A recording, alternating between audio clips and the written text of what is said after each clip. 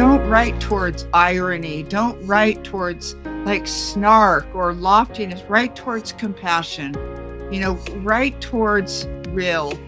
Write towards the real. It's like anything that you master in life. The point of mastery isn't virtuosity. The point of mastery is there comes a time when you don't have to try as hard anymore.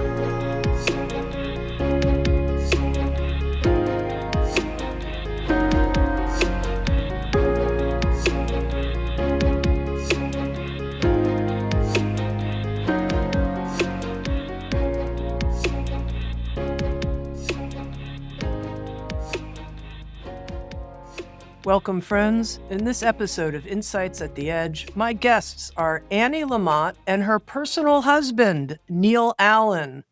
We're talking about their new book, Good Writing, 36 Ways to Improve Your Sentences.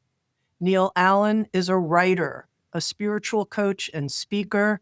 He's a former journalist and corporate executive, self-described hack writer, someone who can write on cue, on deadline. He's the author of Shapes of Truth and Better Days. Anne Lamott, maybe you've heard of her. Maybe you've read one of her books. She's the author of 20 books, including 7 novels, nonfiction work, and beloved best-selling collections of autobiographical essays, including Traveling Mercies, Plan B, and Grace Eventually. I think of both of you as members of my soul family, from my heart to yours, and now including all of our listeners. Welcome. Well, thanks, Tami. We feel exactly the same way. You're a really beloved cousin. We love this community too. Yeah, we do. Good Writing. Neal, you created this collection of rules for improving your sentences. Tell me a bit about the origin. Yeah, the origin is, so these are rules that I started to pick up when I was a journalist. And so the assumption in these rules is that you've got a grammatical sentence.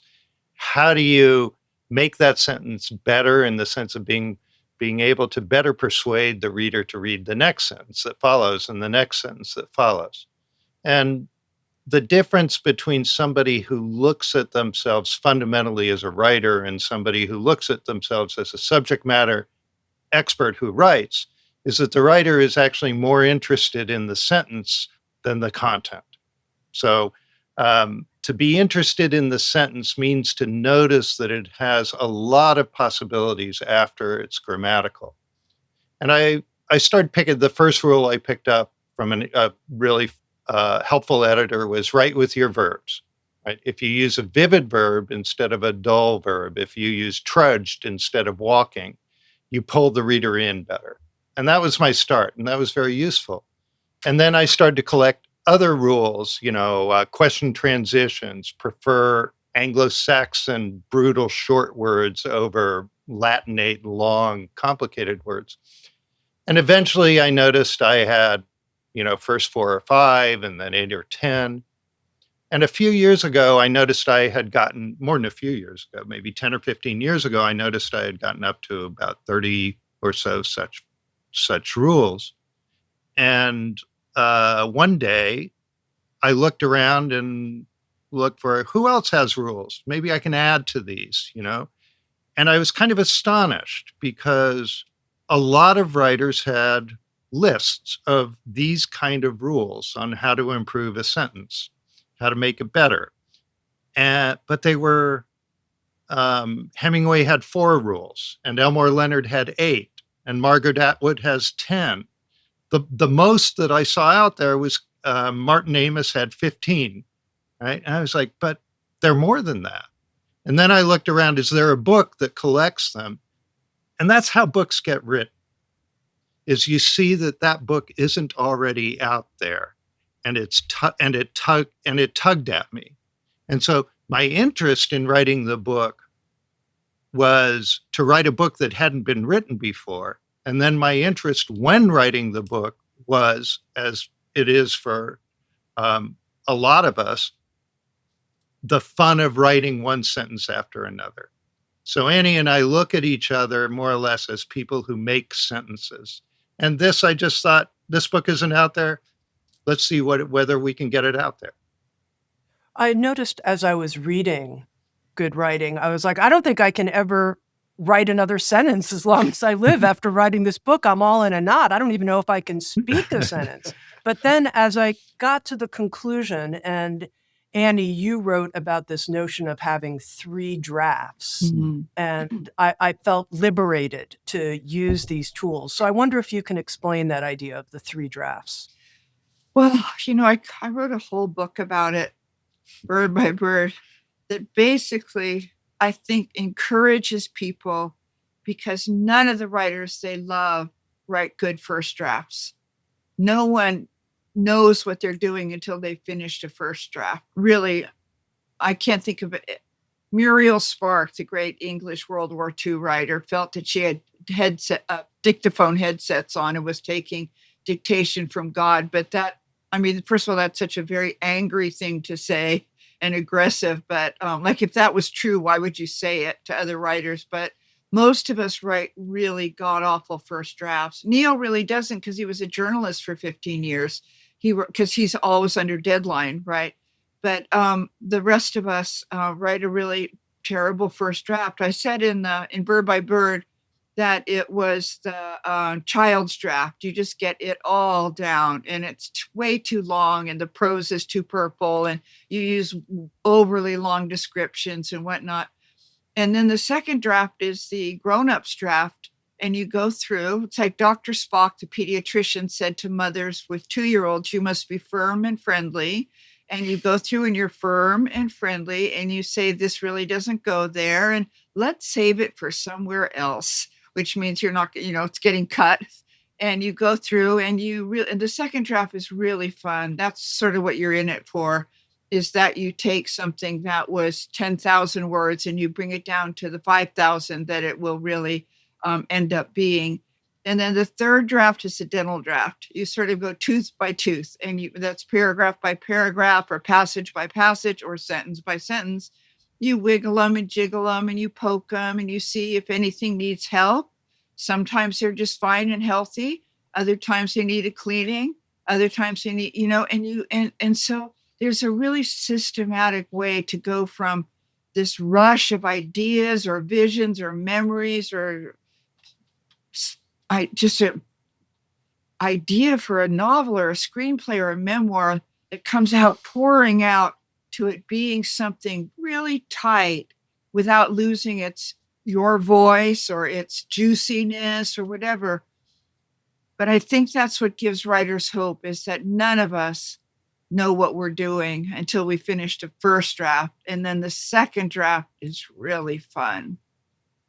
And that's really where these rules of writing for most people come in terms of their application. Yes. The second draft and the dental draft. Yes. Yeah, we say that. We say this is a book about second drafts. Bird by Bird is about a book about how do I make myself a writer and get into the first draft. And this is really a second draft.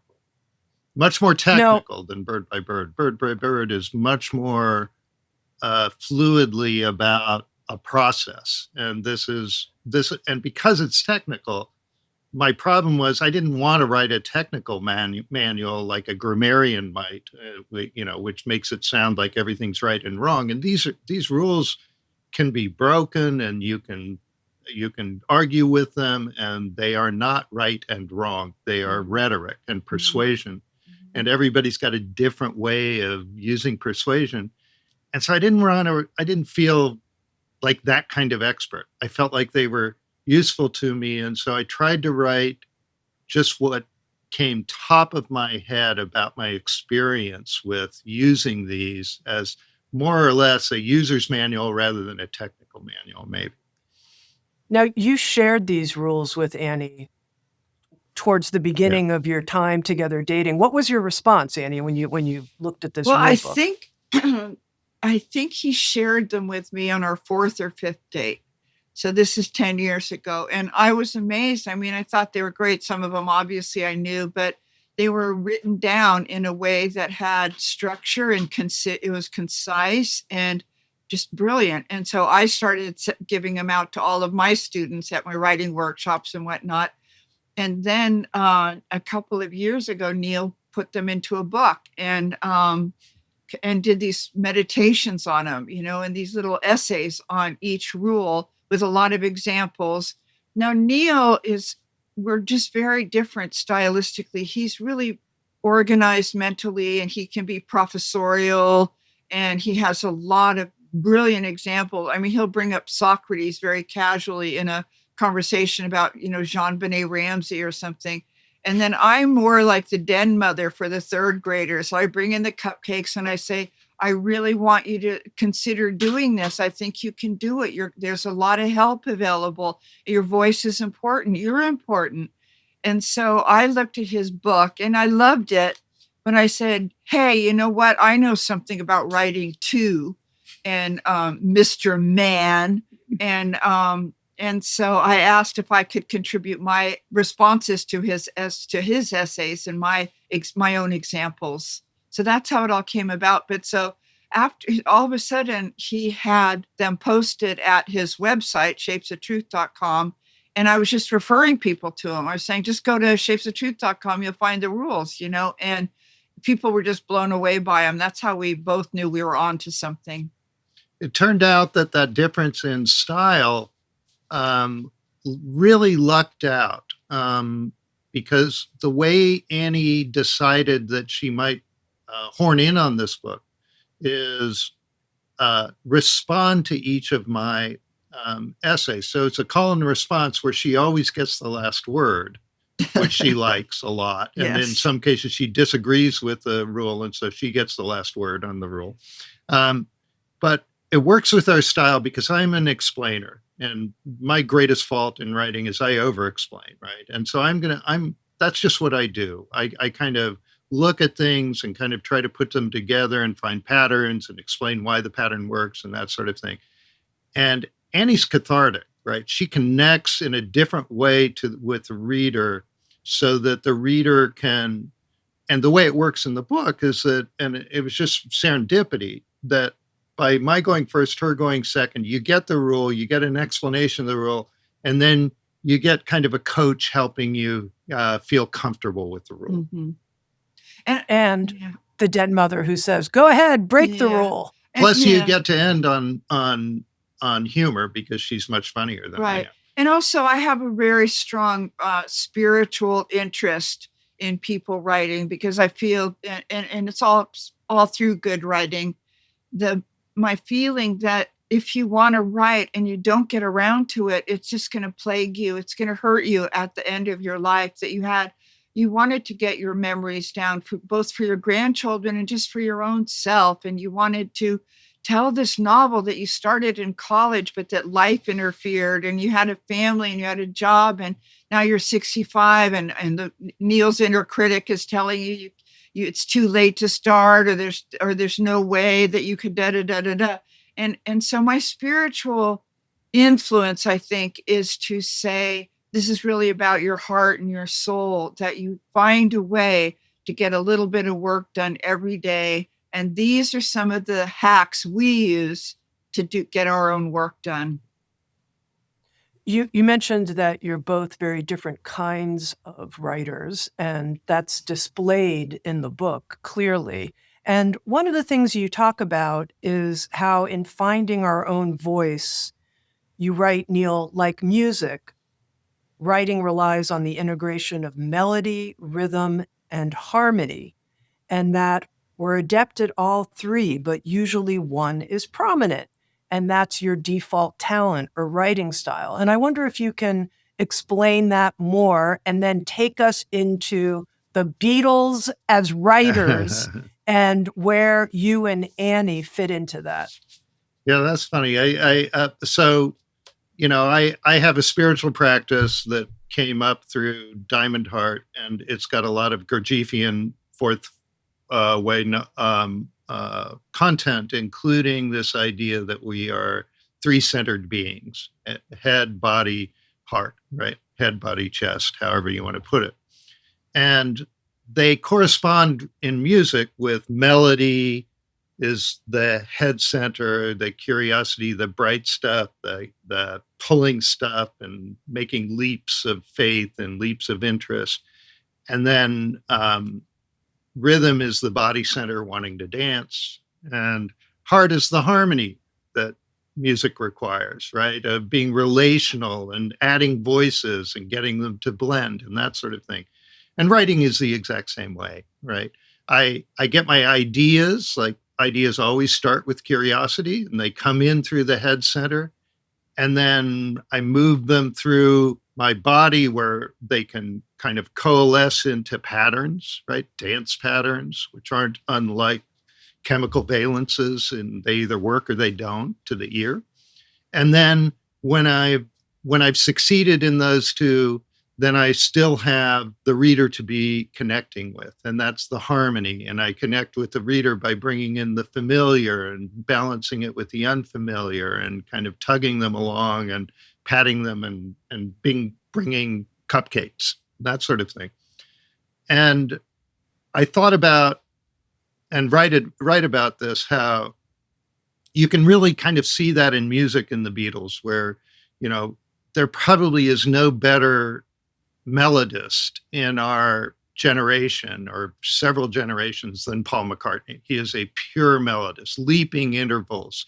He just thinks up. You watch that the making of the Let It Be, and you just watch him invent a melody, and it turns into a song in I think 18 minutes. They've got it complete, right?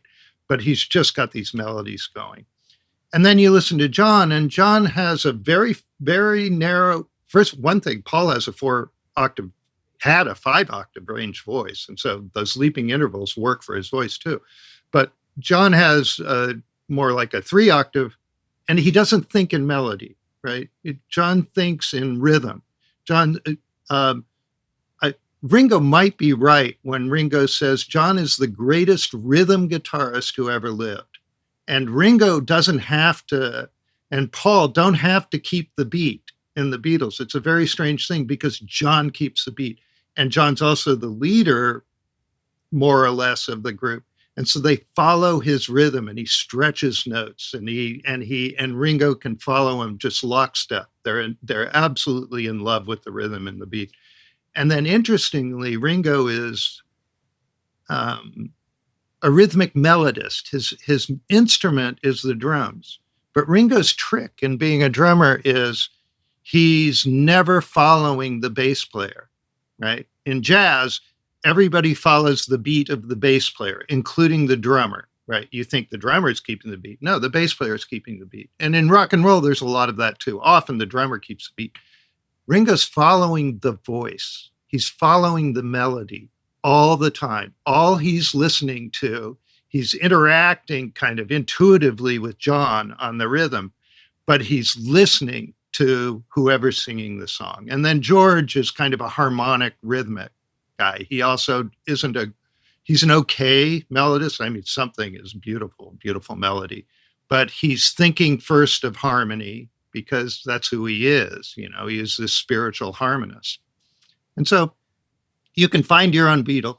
And the point to that is to notice, what's my strength? And if my strength is, like, I'm a rhythmic writer, fundamentally rhythmic writer. I don't worry about, I don't have to read my sentences aloud to myself because I know that's what I've captured in my lifetime in my voice, is the ability to feel at ease, creating the rhythms of, and these aren't the rhythms of iambic pentameter, these are the rhythms of conversation. And so I can be conversationally rhythmic in my writing. Annie's an incredible melodist. I could never come up with the kind of metaphors and the kind of bright points and the kind of leaps that Annie comes up with. So I build on my strengths, and I struggle and occasionally bring in a metaphor. Annie can just drop one metaphor after another after another. What is the value of knowing which type of musical writer you are? So you don't get hung up on trying to be something you aren't, right? I'm not going to get hung up. John was okay with not being as good a melodist as Paul. It didn't stop him from producing music that we all listen to just as much. It's just very important to know what you're good at and what you love to do with writing. Like with a couple years ago, the Washington Post asked me to write some pieces on getting older. I wrote a series of 12 over the course of a year, and back when the Post was still the Post. And but when they came to me, they had this idea that I would write. It would be much more sociological. I would talk to other people across all different socioeconomic levels, and I said, I don't do that. That's not what I'm good at. I don't want, and I also don't want to. But I can write about what it's like for me and what it's like for my friends who have gotten so much older, and so they went for that. But I know that I'm not going to ever write like Neal. I'm not going to ever write like Isabel Allende. I'm not going to write like Barbara Kingsolver. And it causes me pain that I will never write like Barbara Kingsolver or George Saunders. I hate that. It makes me feel there's no point. But I can write like me, and I can tell my stories, and I can tell my stories in my voice. And that's the only music I can play. And also, it's like John Prine. John Prine was not Eric Clapton, or vice versa. I much prefer John Prine. But you find out what you love and what comes naturally to you and what you want to do as a writer. And you stick to you don't stick to that, but that like I know Neal thinks I'm Paul McCartney, but he's actually my least favorite Beatle. Plus, as I mentioned in Good Writing, we went to the Oakland Coliseum to hear him, and we caught COVID, so then I completely turned on him. But I love John. I love the other three of them, and I'm happy, or at least in old age, I'm accepting of the fact that I can tell my stories the way I tell my stories. There are a lot of tangents, and Neal isn't as tangential as I do. Neal is an explainer. He will explain, till the cows come home. But I will be going off on all these tangents, and then I can somehow, because I have a gift, bring it all together and bring you back home. That's what I can do, and I can't do other things. And so we wanted writers to know that their natural voice and the stuff that they love, both about life and living and their own lives, is theirs uniquely to tell. And that's what we want to hear. That's the song we want to hear. Yeah. Once I found my natural voice, it's like anything that you master in life. The point of mastery isn't virtuosity. The point of mastery is there comes a time when you don't have to try as hard anymore. And once you can just sort of sit back and ease into it and let it flow on its own, then you can use your mastery not to get better at your mastery, but to use it as a groove in which you can center your view of the outside world. And the metaphor I use for this, or analogy I use for this, is a good river guide knows the river so well that you barely see him or her working the paddle. And if you watch him or her, they're not even bothering to watch the currents anymore because they know the river anymore. What are they watching? The otters playing on the banks. Nothing to do with their mastery. And so when I found my voice and accepted it, that I wasn't going to be William Faulkner ever, and took my voice and decided to work with it, whatever it was, and strengthen it, whatever it was, to the point that I could feel comfortable with it at any time. Then I got to use writing to write about anything I wanted to, and it became a channel to explore the world. I like to essentialize, so I'm going to pull out a quote from Good Writing that I thought very essentialized all of the rules. These rules economize, favor the plain spoken and specific, keep the reader's attention sharp, and in other ways show respect for the audience's time and desire for novelty. Neal, you wrote this, and I thought we could go through it a bit, and it would be a way that you could point out some of the rules that support each one of these essential principles. So firstly, these rules economize. I love this. I'm just sitting here, I'm writing a long text to somebody as I'm reading the book yesterday. And I thought, wow, that's really long, Tami. I'm apologizing for something and I have a lot to say in my apology. And I'm like, the last thing this person wants to read is a text this long. So then I thought I'm going to use the rules. And I went back and I probably took 30% out. And I thought, this is awesome. So go ahead, talk a little about economizing. So interestingly, by the way, you say I wrote that sentence.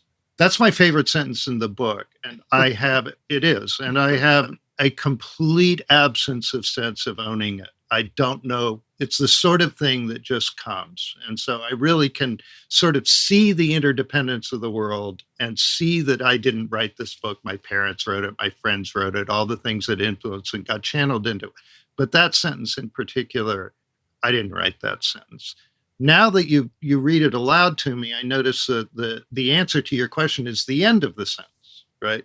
So the end of the sentence says something about respect the reader's attention and desire for novelty, attention span, it could say, right? I've forgotten the exact words you read, but that's exactly it. The audience's time. Which is also what we're doing here. I want to respect our listeners' time and their desire to hear something new that's going to help them. But keep going, Neal. No, that's it. I've economized. I answered your question. It's time and respect for novelty. People want novelty, and people want to be able to conclude it so they can do something new. And they want that but in a we're going to go sentence. into it a little bit more.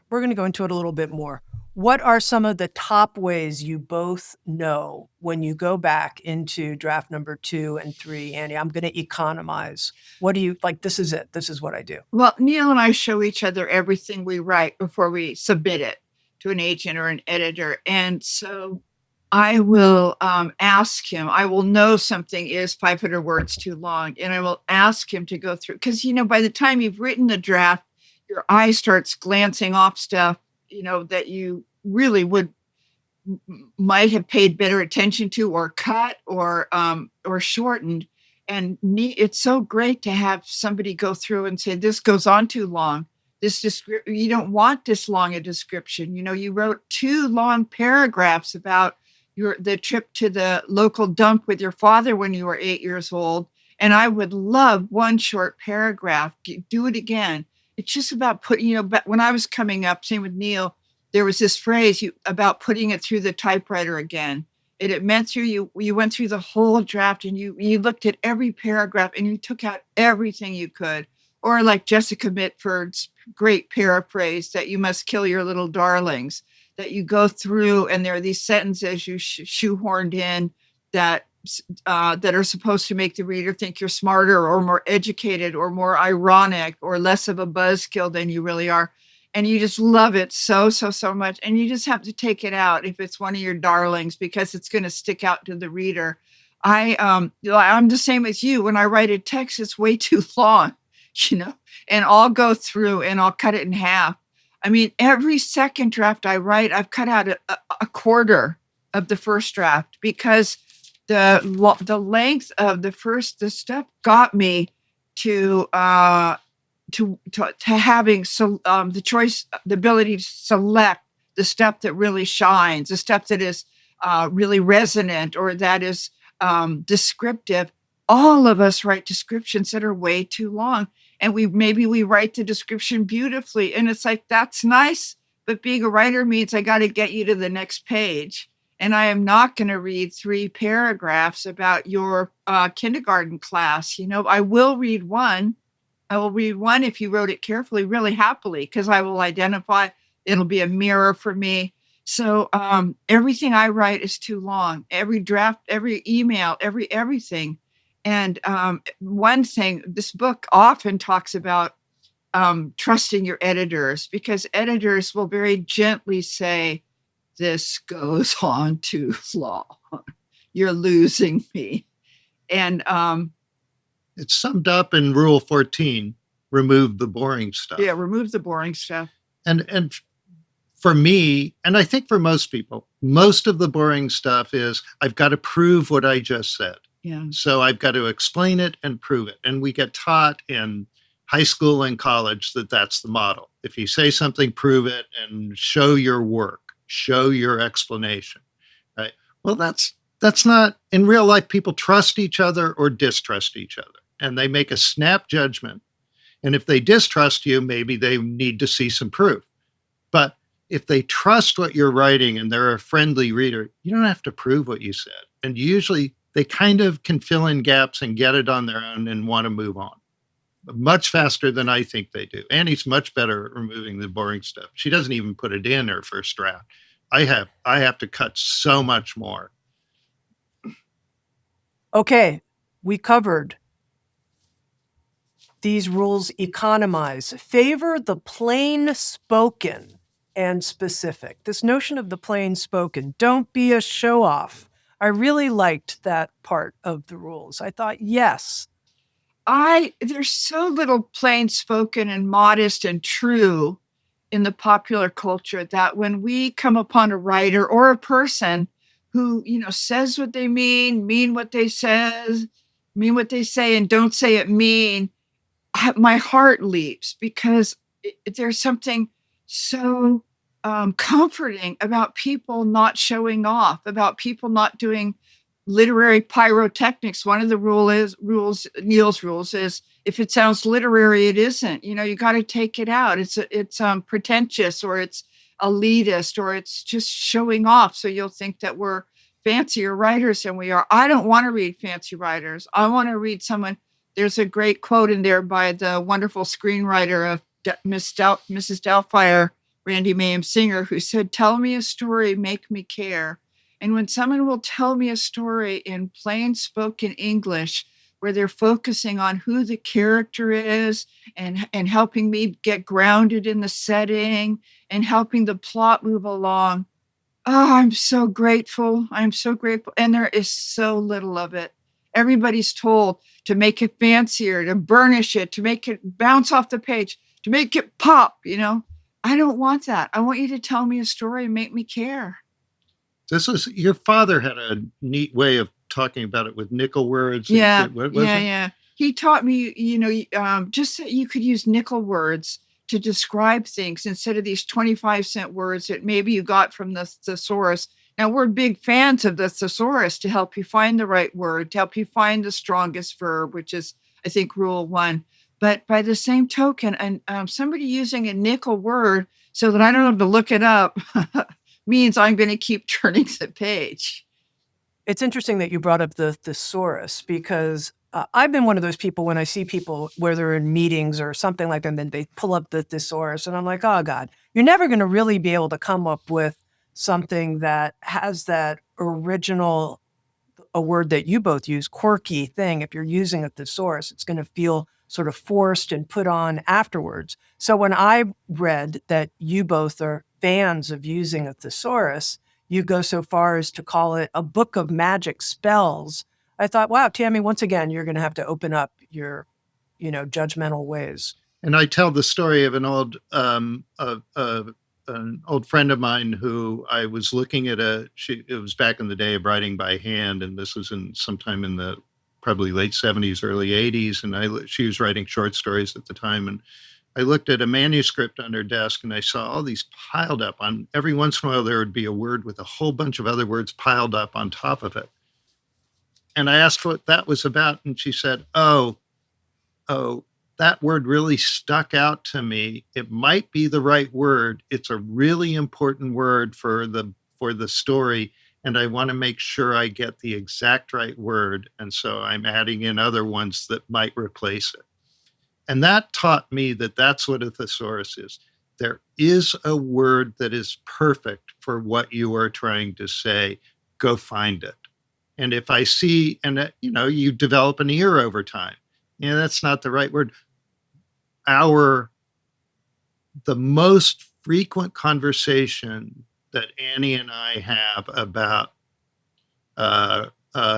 writing while one of us is writing a piece is, what's the word for, or what's another word for blank? Yeah. And it is in the thesaurus. Mm-hmm. It isn't supposed to be in my head. I'm not Shakespeare. I don't have that many words in my head, right? So I go to a thesaurus and find the perfect word. Mm-hmm. Okay. keep the reader turning the page, keep them moving, don't lose them, don't try to show off. And so in the beginning of our conversation, Neal, when you were talking about these rules, you talked about using Anglo-Saxon words and not Latinate words. And Annie, jokingly in the book, in your commentary on this, you write about how you were a college dropout at age 19 and you had to look up what this even meant. And I had to look it up too. I was like, what are we talking about? And so I believe in being a listener advocate, which is like being a reader advocate. One of the things you write about in Better Writing is an antagonistic reader is someone who's confused by what's happening. And I thought an antagonistic listener to any conversation also is someone who feels confused.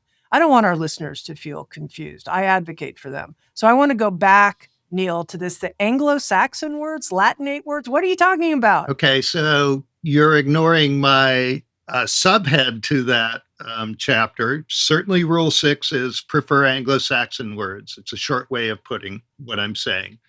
And then I explain it. Favor shorter, punchier Anglo-Saxon words over fancy, abstract Latinate words. Now, what I explain in here, and that's why these are kind of meditations in a certain way. Annie puts that fancy word on them. What I explain is that, and you pick up this kind of new little piece of knowledge if you hadn't been taught it before by reading this book, that actually English has two streams coming into it. Most languages come kind of directly through one stream. You know, Hindi comes out of Sanskrit in a kind of direct line and you can follow it. But weirdly, because of the way England developed, there's a stream coming from the north, which is a bunch of Scandinavian and Germanic languages that are called Anglo-Saxon. And there's a stream coming in from the south, which are all the Italian, Spanish, French cognates that sit inside of English. And it's a handy, if you start to notice that, you start to notice that a whole lot of the multisyllabic, boring words are coming up from the south, and a whole lot of the crisp, brutal, get you right into the scene words are coming in from the north.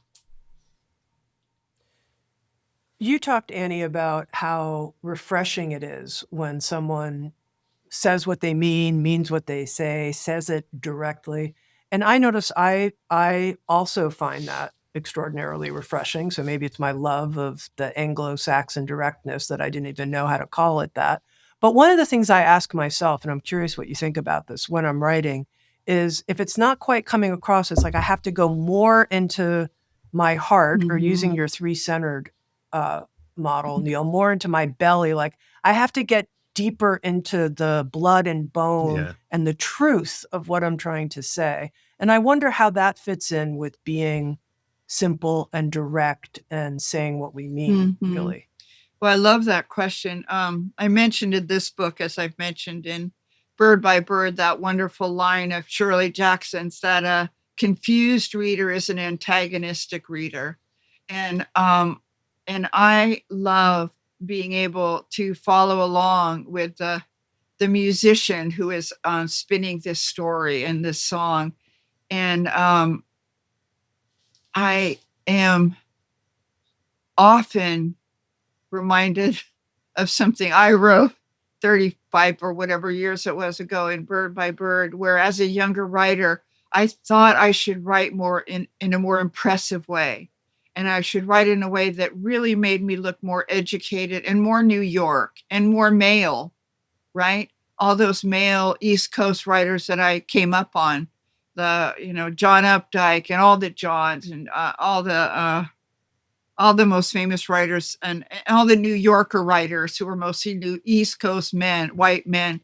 And I wrote in Bird by Bird, like, don't write towards irony. Don't write towards like snark or loftiness, right towards compassion, right towards real, right towards the real.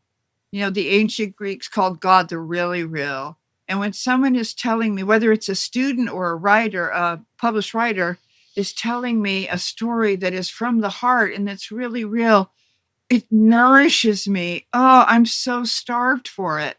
And I'm so grateful for it. And so I try to do that.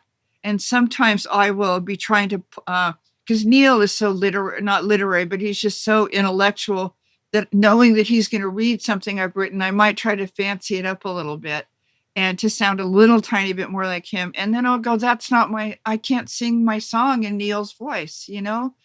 And so I'll just draw myself back right from the heart, right towards compassion, right towards the really real. And it just keeps being my way. And I love, and I always tell my writing students, write what you'd love to come upon.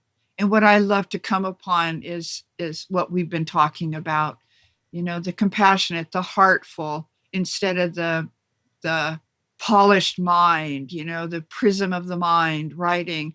Also, a lot of these books, we found out something very kind of shocking last year, which is that 80% of all books in America are bought A, on iPhones, and B, at Amazon. And so if somebody isn't that shocking? I mean, that is, I didn't know that. yeah, that's not the world we came up in. But we're still about hardbacks and paper and whatnot. But at any rate, in going back to the rule, you've got to get people to turn the page. If I'm picking up a book in a bookstore or reading the sample at eBooks and it's lofty and I can't quite track it, I'm not going to pay whatever I'm going to pay, $14 or $27 for it. And if somebody starts to tell me a story in a distinctly human voice, I'm so charmed and I'm so grateful, and I'm going to keep going. Fancification is kind of a form of hierarchy and the idea of being sophisticated and hierarchical and superior all kind of settled in with fancification, making things really fancy. I'm going to show any kind of showing off, any kind of intellectualizing for the sake of intellectualizing. And you can't have judgment and empathy at the same time. They just can't coexist. Mm-hmm. And people aren't looking at books. I don't mean empathy that they're going to agree with me. I mean empathy that a member of my species that I care about is writing to me. Now, turning the page, getting the reader to keep going, keep going, keep going. Don't abandon this book. Annie, I have to ask you this question. Yeah. Part of what gets me to turn the pages when you're writing, and part of what all kinds of things will attract me if I'm going to laugh out loud. Mm-hmm. If someone can get me to laugh out loud, that's, oh my God, the jackpot. You reliably get me to laugh out loud. And I'd like to know, is there any kind of rule or anything under that you can help us with? Because laughing out loud, that is such a joy. Oh, thank you. I know it's the reason for being here at all is that incredible miracle of laughing with somebody. I always say laughter is carbonated holiness. And I actually believe that when you're laughing with somebody, it's holy. And also it's the most therapeutic thing we do. But I have to say that in my writing, I put in a lot of stuff that is attempting to be funny, and I take it out. I kill my little darlings. I'm either using it to try to get you to think that I'm not a depressive, or I'm trying to seduce you with it. And I have to take it out, and I leave in the stuff that feels really genuine. It feels like there's a funny way of looking at this that you might not have thought about before. And, but I got funny as a weapon against bullies because I looked so different when I was a little kid and a teenager. And I weaponized it. But then I also found that in telling my story, I could get people to really pay attention if I was a little bit lighter than, and infused it with funny moments, told the truth, but also infused it with funny moments. And the other thing is, when I was a young writer, I lived for writers who could make me laugh out loud, from P.G. Wodehouse to, Charles Portis to, Laurie Colwin, and to laugh out loud, to be reading something and to all of a sudden laugh and look up. To me, that is what heaven is like, right? So humor is always about the absurdity of the difficulty of life, right? Humor is how if you just complain as a straight complaint, and you do it, and most people complain all day long, right? Most conversation is people complaining to each other about how hard things are and what's about to happen and what just happened. And it's like, oh, we're suffering, suffering, suffering. And that's most conversation, most gossip. It's complaining about other people, all of that. And if you just do it as a complaint, it's unacceptable. You're a whiner. You're a complainer. But if you do it as humor, it's 100% acceptable. If you watch like Robin Williams, that brilliant, magnificent 40 minutes at Lincoln Center, right? He is just riffing wildly through all the complaints of civilized life and turning the complaint into humor, which for some reason, we can accept it through humor and we don't accept it through being presented straight ahead to us. I get to be the straight man in our relationship, and Annie lightens up my life all day long. One of your recommendations to people is to read their writing out loud, to listen to it. Does it keep your attention as you're reading out loud? What's the rhythm like? And I thought this would be a fun thing to share with our listeners. Thing is one of the words you wouldn't use in writing. And if I were going back and editing that sentence, I wouldn't say thing. I would say, I think a wonderful section of the book that I would love to have you share with our listeners is one of my favorite rules, Rule 33. Write the hard stuff. Don't shy from the big mysteries of life. And I wonder if you can read us an excerpt from that section of the book, both of you. By the way, you just did a brilliant bit of editing. I had it, don't shy away from the big mysteries of life. And you knew the word away was completely unnecessary and you dropped it. Economize. You economize. Take out the little words. Yeah. Nothing is ineffable. Make the effort. Write the material whose articulation first stumps you, the stuff that makes people tick until that last talk. Finding a way to evoke the ineffable is related to Donald Murray's idea that syntactic failure is a sign you're trying to say something important. In other words, if it's hard to write, it's probably worth writing. Isn't the whole point of writing to figure out something you don't already know? Most fiction and biography writers discover aspects of their characters along the way. In general nonfiction, the author seeks motivations and causes for events. The act of writing refines the author's notions and often opens new possibilities. I once heard the novelist Siri Hustvedt complain that her protagonists keep getting killed off at the end of the story. She wants to protect her characters from themselves, but can't. In many traditions, God is expected to be so ineffable that it's hubris, even sin, to try to explain the concept. But those same traditions fill libraries with stacks of theology, the study of God. Don't pretend that anything is off limits to your consideration and articulation. You go where your characters go, inside and out, in their metaphysical meanderings and their hikes through the woods. Often, nonfiction writers believe that they must wrap things up neatly and maintain an objective stance that might wobble if contaminated by subjectivity or the great irrational. Wittgenstein said, "The limits of language are the limits of my world." Well, my words include mystery and supernatural, and my syntax includes questions and paradoxical statements. When I worked in daily newspapers, I could only ask a question that could be answered in the next paragraph. Magazine, blog, and book writers often restrain themselves the same way, but that's a shame. They have room and therefore license to raise the stakes, even if it makes some of their readers uncomfortable. Here is novelist Jose Saramago on what's important about the hard stuff. Inside us, there is something that has no name, that something is what we are.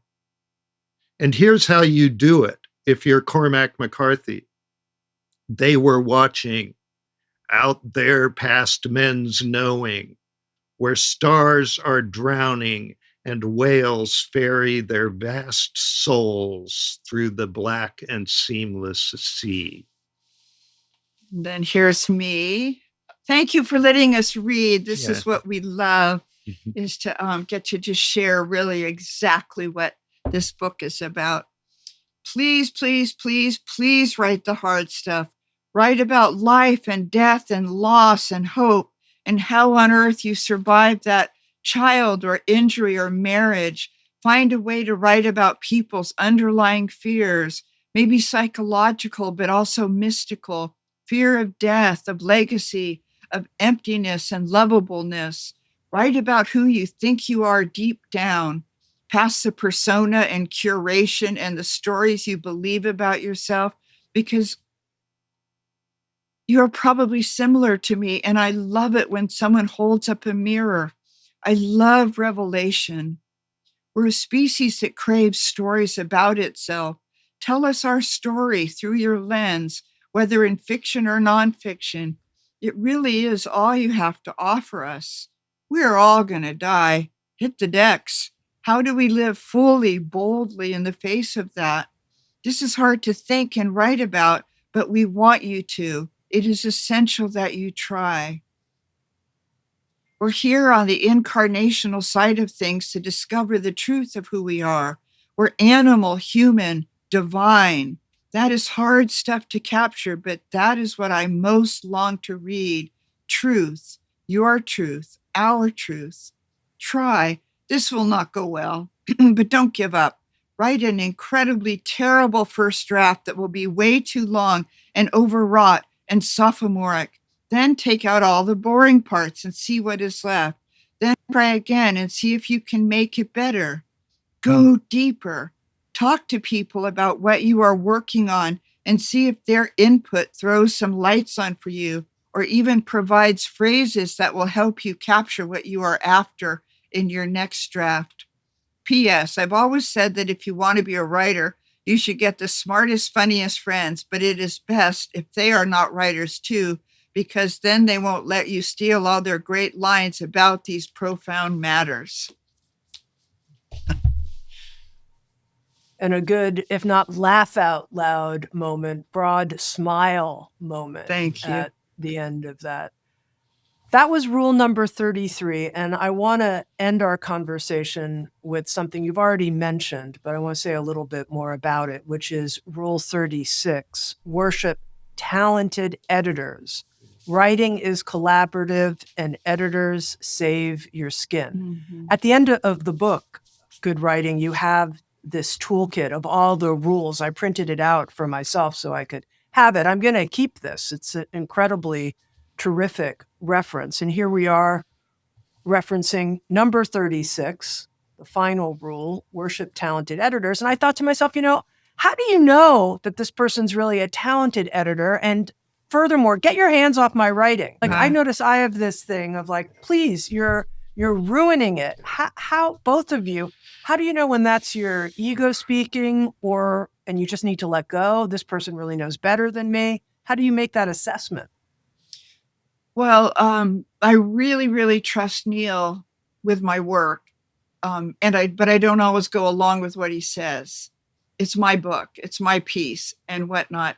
But I trust him because he has a great eye and he loves my work. And he really, truly wants to just help me get better and better, helps me want to present something that's just burnished to its most beautiful sheen. I came up through newspapers and I was stuck with editors, and some were good and some were bad. And so I had to figure out how to deal with that and how to kind of look into that. And over time, I developed a rubric that editors are going to insert things that I call mistakes or errors or wrong-headed thinking. They are going to do that in the rush of a newspaper. This is especially true. And I notice if I pay attention and notice that they've made 2 improvements, for everything that I don't like that they've done, then I've really got nothing to complain about. And if they make 3 improvements, I've got something to learn from that editor. 3 improvements for every mistake. And somehow that's enough. That's as much as I know about how I select whether somebody's trustworthy as an editor. Yeah. And it's funny because when I was coming up, and an editor, whether it was at a magazine or on one of my early novels, would make suggestions, line edit, they would call it, going line by line and making suggestions and crossing things out. I would take it personally. It would sort of hurt my feelings. And then rather early on, I discovered the miracle that an editor was bringing to the book, which is that they were making me come up with better words, better descriptions. They were taking out the excess, which really, it's like getting a really great haircut where it frames your face in a way that extra hair doesn't. And ever since then, I mean, this is 45 years ago since I published, more than that, my first book, Hard Laughter. Ever since that, I have felt a desperate gratitude for editors. And there are editors who don't get me and who have harshed me and have tried to get me to sound more like the writers they love. And I have had to compromise with them, but I know I don't want to work with them again because life is just way too short. And editors who are good universally do the same thing that Annie and I do with each other's work, which is you just have to, through an entire adult life, no matter how much you think you've learned or you're advanced or your psychology works for you or whatever, you still have to do the sandwich. You have to, if you're going to criticize something, you've got to start with something that's praise. Yeah. And Annie and I do this. This is brilliant. Mm-hmm. You've really got it. You've really captured it. The structure's perfect. I just have a few quibbles about some things, and you'll notice it looks all marked up, but it's all minor stuff, Annie. Don't worry about it. And prepare them, right? And first remind, and then close before I hand it to her, and I say, and I just want to say the world needs this, or usually the word brilliant again. The word brilliant is, as I think I say this in the book, is as universally useful as an editor as the word cute is for shopping for clothes. Right? In closing, that one thing that writers who have not been published, perhaps, or who have not been happily published don't know is that you don't have to do it alone. You know, the American way is that you should do things alone and really not enjoy it, and that will indicate your commitment to it. But the truth is that you need someone to read your work for you. You need a fresh set of eyes on it. You need someone you trust, who respects your work and who is going to help you get it to be the best it can possibly be. And there will be many people along the way who are going to step in and help you. And I think that takes away a great deal of fear, whether it's a writing partner, whether it's a writing group at the local independent bookstore. I mean, I started teaching writing at Book Passage 35 years ago. Sam was a little boy on the floor with Legos and, pretzels in a Ziploc bag. And I had people formed writing groups then that are still together, where 2 of the 5 have gotten published. You don't have to do it alone. And it can be something that you really love and that enriches your life and is a dream come true. In the description of the rule, I mean, the very first phrase here, writing is collaborative. I mean, I underlined that because I thought, oh, no, writing's the one thing you do just by yourself. It's the one thing you sit at, but what you're saying here is, no, it's actually collaborative. And the question I have about this is, what makes you a good collaborator? Not the editor, but what's the inner work you have to do to be available for collaboration when you're dealing with this expression that you are so invested in? Yeah, you have to have the way I think about it is I have to have an awareness that I have blind spots, and that's primarily the editor's first job is to make up for my blind spots, right? And that I can't know my blind spots. Now, the first time I got a publishing contract for a book, I bought the book back because I couldn't trust the editor. And that's because I want my blind spots to be taken care of, because otherwise I'm going to have them smacking in my face when people read the book and say, but, or why'd you do that? Right. And the editor is my cheerleader, and the editor or an agent, both of them kind of do this thing where if I don't detect that they love something about it and think this thing needs to be out there in some way, then they're not doing their job. So they have to start there. And then they have to, first of all, fill in my blind spots. I also just want to add that I was a really serious tennis player from the age of 9 until when I dropped out of college. And I discovered rather early on how much more I loved doubles than singles, because it was fun and it was social. And it was somebody if I didn't have a good forehand volley and Shelley Adams did, then I could do the things that I could do so well. I had a great backhand down the line shot, and I do to this day. But Annie protects me from myself when she reads my stuff. And it's just so much more fun. Is it fair to say that this book, Good Writing, talking about collaboration, is your love child together? Is it fair to say that? Kind of. Yeah. Yeah. I've been talking with Anne Lamott and Neal Allen. You say to question cliches and to twist them. So maybe we can twist the love child cliche in some way. You can both help me. Yeah. They have written a new book together. It's called Good Writing, 36 Ways to Improve Your Sentences, and all kinds of other things about writing towards the really, really, can I throw in as many reallys as I want here and not compromise at the end? Because it's my gosh darn podcast and who knows how they'll edit it. Writing towards the really, really, really real. Thank you both so much. Good writing. Thank you, Tami. Thank you. And we really, really do love you as a cousin, and we love the Sounds True community most of all. So thank you so much for having us. Thank you both. Good writing, friends. Thank you, Tami.